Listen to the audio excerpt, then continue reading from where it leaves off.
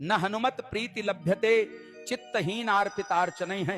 जिस पूजा में मन नहीं है उससे हनुमान जी प्रसन्न नहीं होते हैं।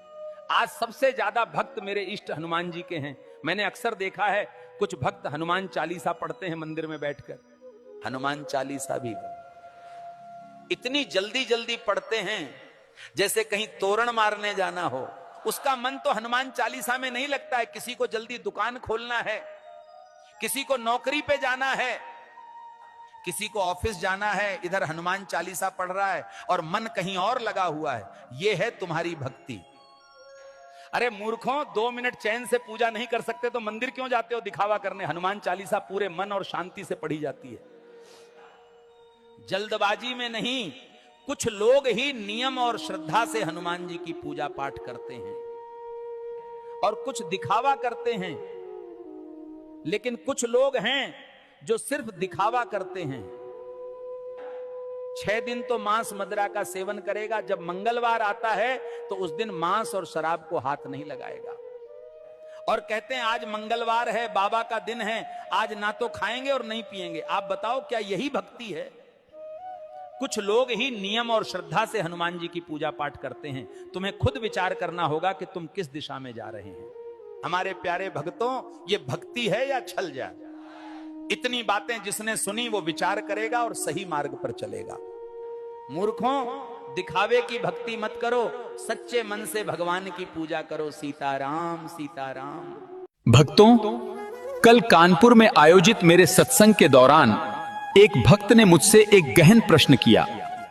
भक्त ने प्रश्न किया, गुरुजी मांस क्यों न खाएं? और पेड़ पौधों में भी जान तो है। ओए मेरे प्यारे भक्तों, जंगल के बाशिंदों, सुनो, मंकी बाबा आज वो ज्ञान देगा जो दिल तक जाता है। पहला ज्ञान यही है, मांस खाना या ना खाना ये दिल और दिमाग तय करता है, लेकिन अहिंसा मार्ग श्रेष्ठ है। जानवरों में चेतना है, वो दर्द, डर और प्रेम महसूस करते हैं, दौड़ते हैं, बच्चों को प्यार करते हैं, जीना चाहते हैं। जब तुम जानवर को काटते हो वो चीखता है, तड़पता है, रोता है। अब बताओ, क्या ये सच में अहिंसा है? अहिंसा का पहला नियम यही है, किसी को दुख मत देना। जो दुख को महसूस कर सके वही असली धर्म है। अब दूसरे ज्ञान पर आओ। पेड़ पौधे जीवित हैं, हाँ, लेकिन फल तोड़ने से वो मरते नहीं बल्कि खुश होते हैं। भगवान ने पेड़ को ऐसा बनाया कि वो फल देकर संतोष पाते हैं, उनके बीज फैलते हैं, नए पौधे उगते हैं। प्रकृति का सौदा यही है, वो हमें देता है, हम लेते हैं और बदले में पौधे लगाकर कर्ज उतारते हैं। लेकिन जानवर को मारने से क्या नया जानवर जन्म लेता है? नहीं, वहां केवल मृत्यु और हिंसा ही जन्म लेती है। अब बाबा बंदर का जवाब सुनो। पेड़ फल देकर कहते हैं खा लो, पर मेरे बीज जमीन में बो दो। लेकिन क्या जानवर कभी अपनी टांग थाली में रखकर बोलेगा खा लो भाई? नहीं, वो तो जीवन चाहता है। अंतर साफ है, पेड़ का देना प्रकृति की व्यवस्था है, लेकिन जानवर का मारना केवल हिंसा और क्रूरता कहलाती है।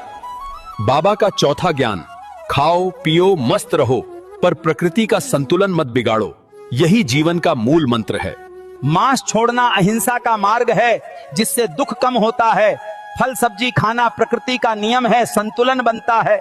मंकी बाबा का अंतिम मंत्र, अहिंसा अपनाओ, प्रेम बांटो, पाखंड का जवाब हंस कर दो और केला खा के बाबा को याद करो।